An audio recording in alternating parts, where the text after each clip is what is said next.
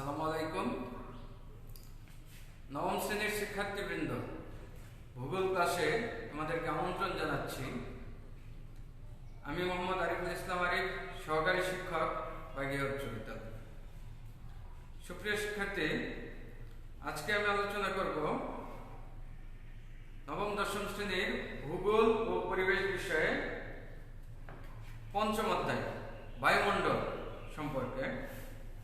তোমরা ঝটপট বই খাতা নিয়ে তোমাদের টেবিলে বসে যাও। তো আমাদের আজকের আলোচ্য বিষয় বায়ুমণ্ডল। পৃথিবীর ভূপৃষ্ঠে উপরিভাগে বায়ুমণ্ডল বিদ্যমান। আমরা জানি পৃথিবী ঘূর্ণায়মান। পৃথিবীর সাথে সাথে তার চারপাশে বায়ুমণ্ডল ঘুরছে।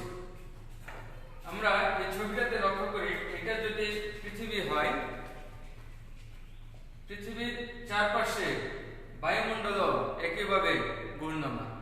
পৃথিবীর আহ্নিক গতি, বার্ষিক গতি, উভয় গতির সাথে এই বায়ুমণ্ডলও পৃথিবীর সাথে একই সাথে ঘুরছে।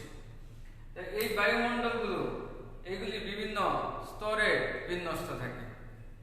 আর বায়ুমণ্ডল পৃথিবীর জন্য গুরুত্বপূর্ণ একটি উপাদান, কারণ বায়ুমণ্ডল না থাকলে পৃথিবীতে জীবের অস্তিত্ব কল্পনাই করা যেত না। এই পর্যন্ত আবিষ্কৃত একমাত্র গ্রহ পৃথিবী, যেখানে মানুষ অথবা অন্যান্য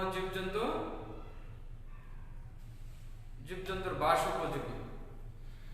অন্যান্য গ্রহে যদিও আমরা বিজ্ঞানীরা বলছে বিভিন্ন গ্রহে প্রাণীর অস্তিত্ব আছে, কিন্তু সেটার সঠিক প্রমাণ এখনো পাওয়া যায়। তো সুপ্রিয় শিক্ষার্থী, বায়ুমণ্ডল ব্যতীত শব্দ স্থানান্তর হয় না। যেমন চাঁদে আমরা যত জুড়েই কথা বলি, এই কথা এক স্থান থেকে অন্য স্থানে স্থানান্তরিত হবে না, কারণ চাঁদে কোনো বায়ুমণ্ডল নেই। তাহলে শব্দ স্থানান্তরের জন্য বায়ুমণ্ডল খুবই গুরুত্বপূর্ণ। জীবের শ্বসনের জন্য বায়ুমণ্ডল খুবই গুরুত্বপূর্ণ। এই বায়ুমণ্ডলে কি কি উপাদান থাকে আমরা একটু জেনে নিই। আমরা এখানে লক্ষ্য করি বায়ুর উপাদান। বায়ুমণ্ডলে নাইট্রোজেন 78.02% হলো নাইট্রোজেন। অক্সিজেন থেকে 20.71%। আর্গন 0.80%। কার্বন ডাই অক্সাইড 0.03%। এছাড়া আরো অন্যান্য কিছু গ্যাস আছে, যেমন helium, neon, argon, krypton, xenon, ozone, ammonia, nitrous oxide. তাহলে এইসব গ্যাসসমূহ সম্মিলিতভাবে থাকে 0.02%। এছাড়া বায়ুতে জলীয় বাষ্প থাকে 0.41% এবং ধূলিকণা 0.01%। তাহলে এগুলো মোট 100%। সুপ্রিয় শিক্ষার্থী, তোমরা লক্ষ্য করো, বায়ুর প্রধান দুটি উপাদান হলো নাইট্রোজেন এবং অক্সিজেন। আমরা এখানে দেখতে পাচ্ছি নাইট্রোজেন হলো 78.02%, অর্থাৎ প্রায় 80 ভাগের কাছাকাছি, অর্থাৎ 4 ভাগের 5 ভাগের 4 ভাগ প্রায় নাইট্রোজেন। আর অক্সিজেন 20%, 20.71%, অর্থাৎ 5 ভাগের 1 ভাগ। এই প্রধান দুটি উপাদান হলো 98.73%। তাহলে নাইট্রোজেন এবং অক্সিজেন এই দুইটি উপাদানে মূলত 98.73%, আর বাকি সকল উপাদান মিলে আছে 1.27%। তাহলে বেশিরভাগই হলো নাইট্রোজেন এবং অক্সিজেন। কার্বন ডাই অক্সাইড বায়ুতে খুব সামান্য পরিমাণে থাকে, 0.03%। অথচ এই কার্বনের পরিমাণ যদি বেড়ে যায়, তাহলে জীবের অস্তিত্ব হুমকির সম্মুখীন, বিশেষ করে প্রাণীকুলের অস্তিত্ব হুমকির সম্মুখীন হয়ে যাবে। তাহলে মূলত প্রকৃতিতে কার্বন ডাই অক্সাইড থাকে 0.03%। এই হলো বায়ুর উপাদান। এই বায়ুমণ্ডল, এই উপাদান নিয়ে বায়ুমণ্ডল তৈরি। কিন্তু এই বায়ুমণ্ডলটা প্রকৃতিতে স্তরে স্তরে বিন্যস্ত অবস্থায় আছে। আমরা আবার একটু এই পাশের চিত্রের মধ্যে লক্ষ্য করব।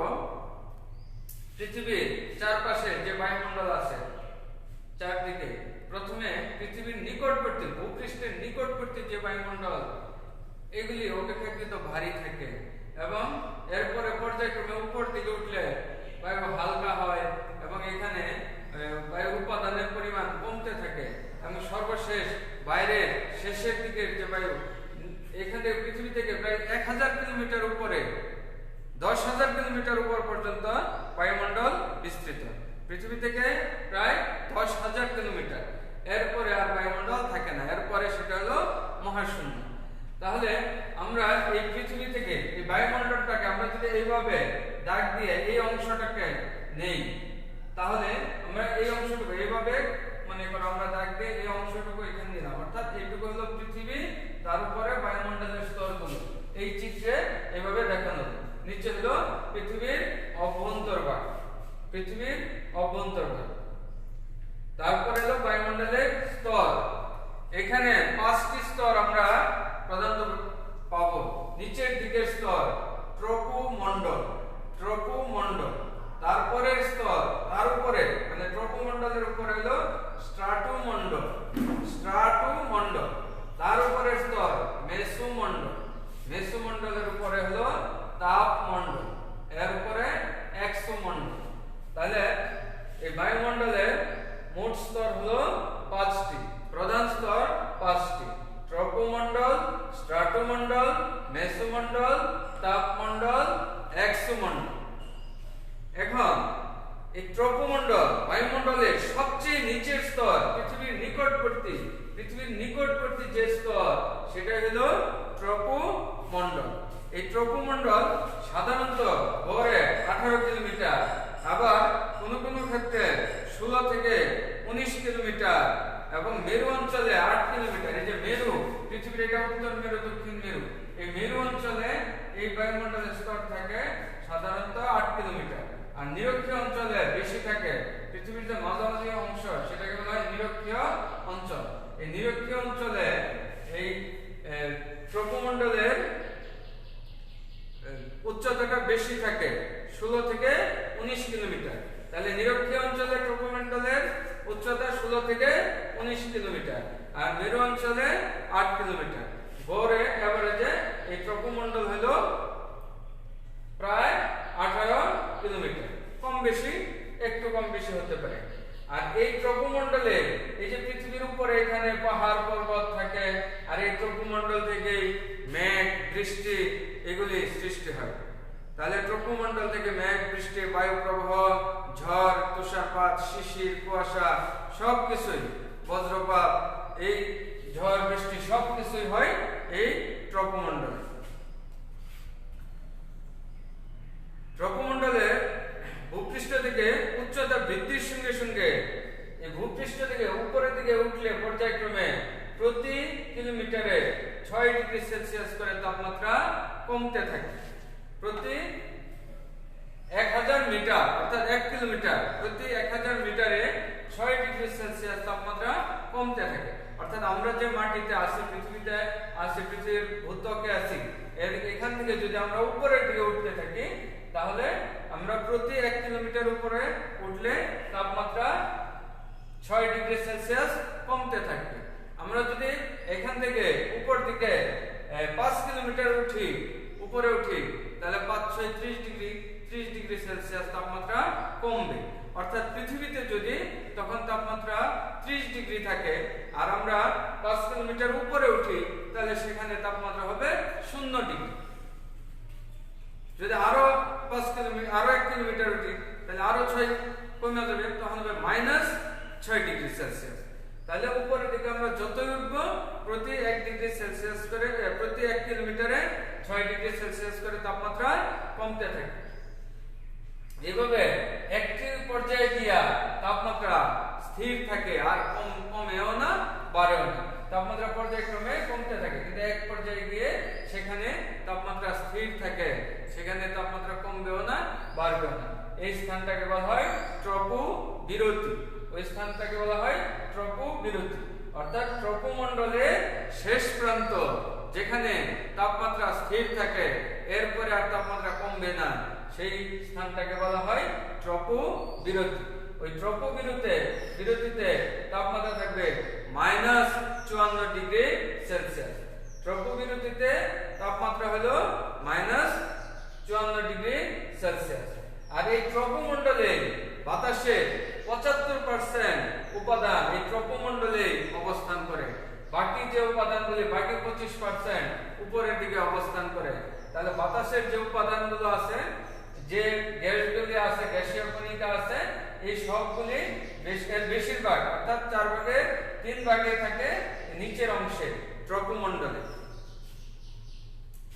ট্রপোমণ্ডলের পরে ট্রপোবিরতি, ট্রপোমণ্ডলের শেষ প্রান্ত ট্রপোবিরতি। এই ট্রপোবিরতির পরে এখানে ট্রপোবিরতি শেষ হলো, তারপর থেকে শুরু হবে স্ট্রাটোমণ্ডল।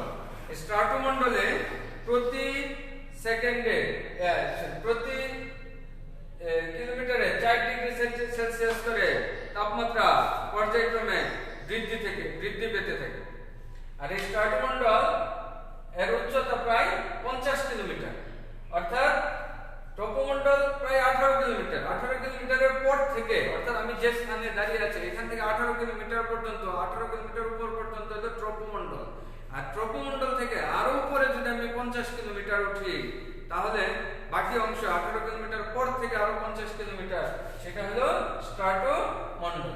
এই স্ট্রাটোমণ্ডলে তাপমাত্রা 4 ডিগ্রি সেলসিয়াস করে বৃদ্ধি পেতে থাকে। এবং এই স্তরে গুরুত্বপূর্ণ একটি জিনিস থাকে স্ট্রাটোমণ্ডলে। এই স্তরে থাকে ওজোন গ্যাস। ওজোন গ্যাস আমরা জানি অক্সিজেন, অক্সিজেনে আমরা সংকেত লিখি O2। অর্থাৎ প্রকৃতিতে অক্সিজেন 2টা পরমাণু একসাথে যুক্ত হয়ে থাকে, এরকম ভাবে 2টি পরমাণু থাকে। কিন্তু তিনটা অক্সিজেনের 3টি পরমাণু যদি একসাথে হয়, তাহলে সেটা হলো O3।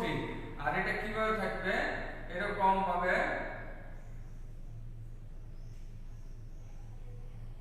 তাহলে 3টি অক্সিজেনের পরমাণু একসাথে বাইন্ড করে ওজোন গ্যাস তৈরি করে। 2টা অক্সিজেনের পরমাণু হলে 2টা পরমাণু মিলে হবে অক্সিজেন, আর 3টা পরমাণু, অক্সিজেনের 3টা পরমাণু মিলে হবে ওজোন। তাহলে এই ওজোন গ্যাস এইখানে অবস্থান করে স্ট্রাটোমণ্ডলের উপরের প্রান্তে। এই ওজোন গ্যাস একটা গুরুত্বপূর্ণ কাজ করে।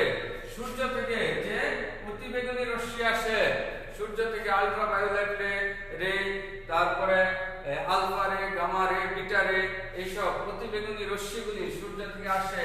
এই রশ্মিগুলি এখান থেকে এসে আবার ফেরত চলে যায়। এখান থেকে আসলে এই রশ্মিগুলি আবার ফেরত চলে যায়। অর্থাৎ এই ক্ষতিকর রশ্মিগুলিকে পৃথিবীতে প্রবেশ করতে বাধা দেয়। তাহলে ওজোন মণ্ডল সূর্য থেকে আগত ক্ষতিকর রশ্মিগুলিকে পৃথিবীতে আসতে বাধা দেয়। কিন্তু একটা দুঃখের বিষয়, আমরা আধুনিক প্রযুক্তি ব্যবহার করার কারণে এই ওজোন স্তর ক্ষতিগ্রস্ত হয়ে যাচ্ছে।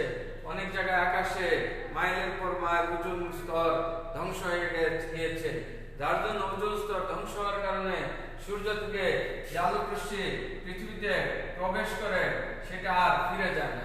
আর যখন ফিরে না যায়, তখন পৃথিবীর তাপমাত্রা আস্তে আস্তে বৃদ্ধি পেতে থাকে, গ্লোবাল ওয়ার্মিং। এবং পাশাপাশি তাপমাত্রা বৃদ্ধি পায়, পাশাপাশি মানুষের বিভিন্ন রোগ শোক তৈরি হয়, যেমন জিন মিউটেশন ঘটে, বিভিন্ন শিশুরা পঙ্গু হয়ে জন্ম নিচ্ছে, বা এইসব বিভিন্ন সমস্যা তৈরি হয় এই সূর্যের অতিবেগুনি রশ্মিগুলি পৃথিবীতে প্রবেশের কারণে। তাহলে এই ওজোন স্তর পৃথিবীকে প্রোটেকশন দিচ্ছে, রক্ষা করছে। সে সারাদিন সূর্য থেকে যে ক্ষতিকর রশ্মি আসে সেটাকে আবার ফিরিয়ে দিচ্ছে, সেটাকে প্রবেশ করতে বাধা দিচ্ছে। পাশাপাশি যে তাপটা পৃথিবীতে প্রবেশ করছে, তাপটাকে ফিরে যেতে সাহায্য করছে। তো এ হলো স্ট্রাটোমণ্ডল। স্ট্রাটোমণ্ডলের পরে হলো মেসোমণ্ডল।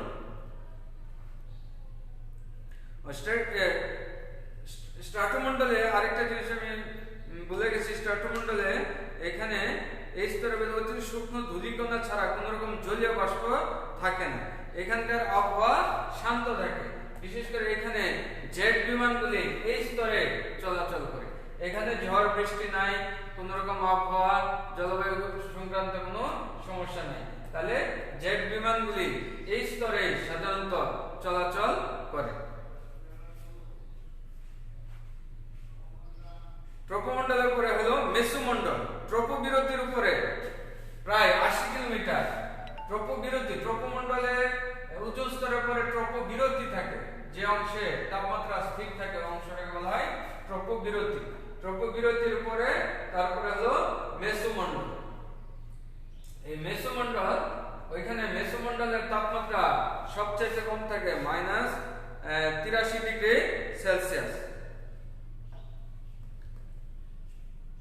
উচ্চতা বাড়ার সঙ্গে এই ক্ষেত্রেও তাপমাত্রা কমতে থাকে এবং সর্বশেষ গিয়ে -83 ডিগ্রি সেলসিয়াস তাপমাত্রা তৈরি হয়। মহাকাশ থেকে যেসব উল্কা পৃথিবীর দিকে ছুটে আসে সেগুলোর অধিকাংশ এই স্তরে এসে পুড়ে যায়। মহাকাশ থেকে অনেক সময় উল্কাপিণ্ড পৃথিবীর দিকে আসলে এই স্তরে আসার পরে এই উল্কাপিণ্ডগুলি এই স্তরে আসার পরে এখানে পুড়ে যায়। আমরা অনেক সময় লক্ষ্য করব আকাশে, রাতের আকাশে হঠাৎ দেখা যাচ্ছে যে একটা তারা পড়ে যাচ্ছে, তারপরে আস্তে আস্তে নিঃশেষ হয়ে গেল, কিন্তু আসলে সেটা তারা না, মহাকাশ থেকে উল্কাপিণ্ড পৃথিবীতে এসে পড়ে। তাহলে পৃথিবীর বায়ুমণ্ডলে প্রবেশের পরে বায়ুর সাথে ঘর্ষণে আগুন ধরে যায় এবং এটা এই পর্যন্ত আসার পরে, মেসোমণ্ডলে আসার পরে এই উল্কাপিণ্ড পুড়ে ছাই হয়ে যায়, মাটিতে, ভূমিতে আর পড়ে না। যদি ভূমিতে সেগুলি পড়ে সেটা পৃথিবীর জন্য অনেক ক্ষতিকর কারণ হয়ে দাঁড়ায়। হ্যাঁ, এমনকি পৃথিবীতে এটা পড়ার কারণে বিশাল এলাকা জুড়ে ক্ষতিগ্রস্ত হয়, গর্ত হয়ে যায়, এমনকি কোনো কোনো অঞ্চল ধ্বংস হয়ে যায়, এমনকি পৃথিবীতে ভূমিকম্প হয়।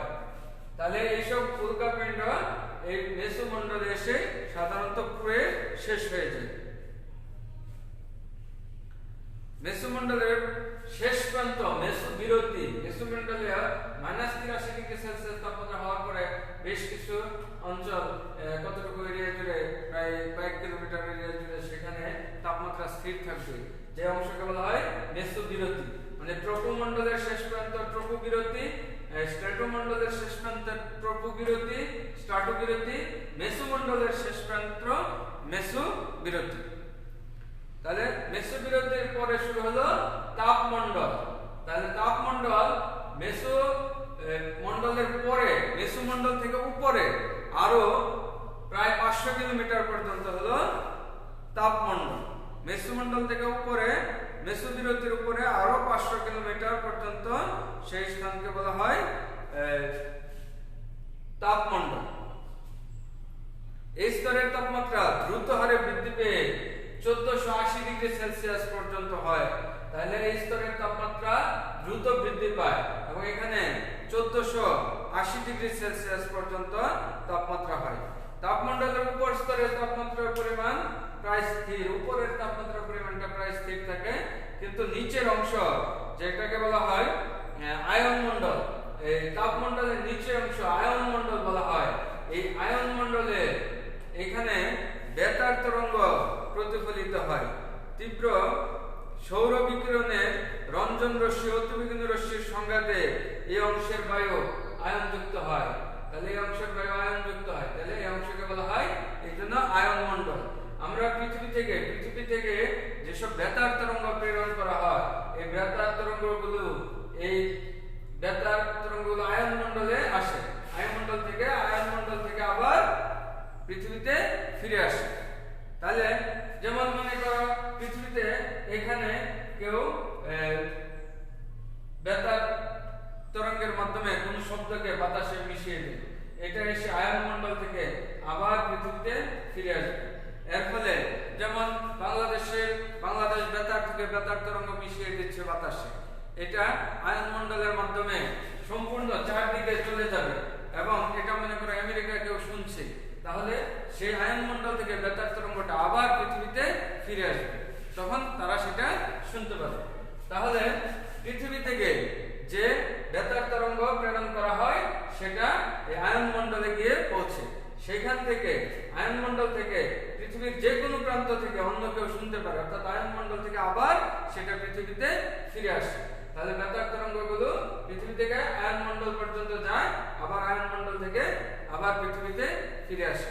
এই পর্যায়ে আমরা রেডিও সম্প্রচার, টেলিভিশনের সম্প্রচার, এমনকি মোবাইলের মাধ্যমে, টেলিফোনের মাধ্যমে যে কথা বলছি, সেগুলো এই আয়নমণ্ডলের মাধ্যমে পৃথিবীর এক স্থান থেকে অন্য স্থানে যায়। এরপরে তাপমণ্ডলের পরে সর্বশেষ একদম উপরের অংশ প্রায় 960 কিলোমিটার, মানে তাপমণ্ডল 500 কিলোমিটার, তার উপরে আরো প্রায় 960 কিলোমিটার পর্যন্ত যে স্তর বায়ু, সেটাকে বলা হয় এক্সোমণ্ডল। এই মণ্ডলের বায়ু সাধারণত হালকা থাকে, এখানে গ্যাসের কণিকা অপেক্ষাকৃত কম থাকে। এই স্তরের তাপমাত্রা 300 ডিগ্রি সেলসিয়াস থেকে 1650 ডিগ্রি সেলসিয়াস তাপমাত্রা হয়। তাহলে এই স্তরের তাপমাত্রা 300 ডিগ্রি সেলসিয়াস থেকে 1650 ডিগ্রি সেলসিয়াস পর্যন্ত হয়। এই স্তরে কিছু কিছু গ্যাস থাকে, oxygen, nitrogen, argon, helium. Oxygen, nitrogen, argon, helium, এই উপাদানগুলি থাকে। এবং এরপরে মহাকাশ, এই স্তরের গ্যাসের কণিকাগুলি অনেক সময় মহাকাশে ছড়িয়ে যায়, কিছু কিছু মহাকাশে ছড়িয়ে যায়। আর ভূমি থেকে 10,000 কিলোমিটারের পরে বায়ুমণ্ডল থাকে না। তো সুপ্রিয় শিক্ষার্থী, আমরা এতক্ষণ বায়ুমণ্ডলের উপাদান এবং বায়ুমণ্ডলের স্তর সমূহ সম্পর্কে জানলাম। আমরা আবার একটু বায়ুমণ্ডল স্তর সম্পর্কে খেয়াল করি, আবার একটু আলোচনা করি। তাহলে মোট স্তর হলো বায়ুমণ্ডলের 5টি: ট্রপোমণ্ডল, স্ট্রাটোমণ্ডল, মেসোমণ্ডল, তাপমণ্ডল, আয়নমণ্ডল। তাহলে ট্রপোমণ্ডলে মেঘ বৃষ্টি, ঝড় বৃষ্টি যা আছে সবকিছু হয়। তারপরে হলো স্ট্রাটোমণ্ডল। স্ট্রাটোমণ্ডলের উপরের অংশে ওজোন গ্যাস থাকে, যেটা পৃথিবীকে রক্ষা করে। এবং তার উপরে হলো ট্রপোবিরতি, স্ট্রাটোবিরতি। স্ট্রাটোবিরতির উপরে হলো মেসোমণ্ডল। মেসোমণ্ডলের তাপমাত্রা -83 ডিগ্রি সেলসিয়াস পর্যন্ত হয়। তারপরে মেসোমণ্ডলের পরে তাপমণ্ডল। তাপমণ্ডলের নিচের অংশকে বলা হয় আয়নমণ্ডল। আচ্ছা, তারপরে তাপমণ্ডলের উপরের অংশ প্রায় 960 কিলোমিটার, সেটা হলো এক্সোমণ্ডল। তো তোমাদেরকে মনে থাকবে এই মণ্ডলগুলি, বাসায় মুখস্থ করবে। তো তোমাদের জন্য বাড়ির কাজ থাকবে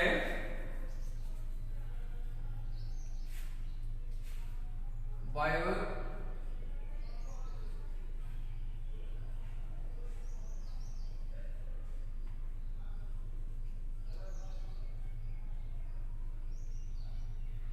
স্তরসমূহের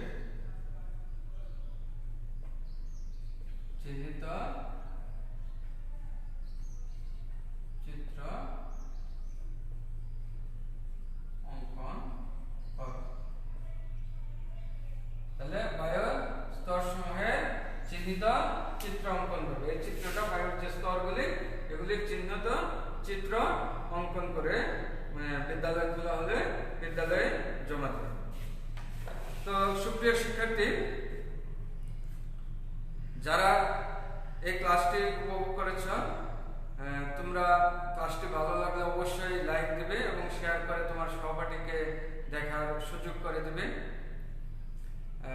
তারপরে তোমার কোনো কিছু জানা থাকলে কমেন্টসে জানাতে পারো, আমরা সেটা উত্তর দেওয়ার চেষ্টা করব।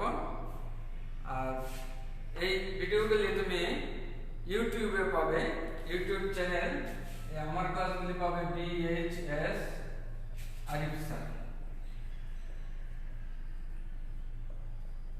তাহলে আমার এই ক্লাসটি BHS আরিফ স্যার ইউটিউবে এই চ্যানেলে তোমরা পাবে, সেখান থেকে ডাউনলোড করে তোমরা দেখতে পারো। আর পাশাপাশি বিদ্যালয়ের সকল ভিডিওগুলি BHS অনলাইন ক্লাস নামক চ্যানেলে, BHS অনলাইন ক্লাস এই চ্যানেলে তোমরা পাবে, সেখান থেকে ডাউনলোড করে নিতে পারো। আর আরেকটা কথা তোমাদেরকে বলতে চাই, সরকার থেকে সেটা নির্দেশনা আছে যে মাদক বিরোধী, মাদক সম্পর্কে তোমরা মাদক গ্রহণ করবে না, কেউ যদি তোমাকে প্ররোচিত করে সেটা থেকে বিরত থাকবে, যারা মাদকাসক্ত তাদের থেকে দূরে থাকবে, তাদের সাথে মিশবে না, এবং তারা জানি মাদক থেকে বেরিয়ে আসতে পারে সেই সহযোগিতা করবে। আমরা মাদককে না বলবো। তো সুপ্রিয় শিক্ষার্থী, আজকে পর্যন্তই। সবাই ভালো থেকো, সুস্থ থেকো। আল্লাহ হাফেজ।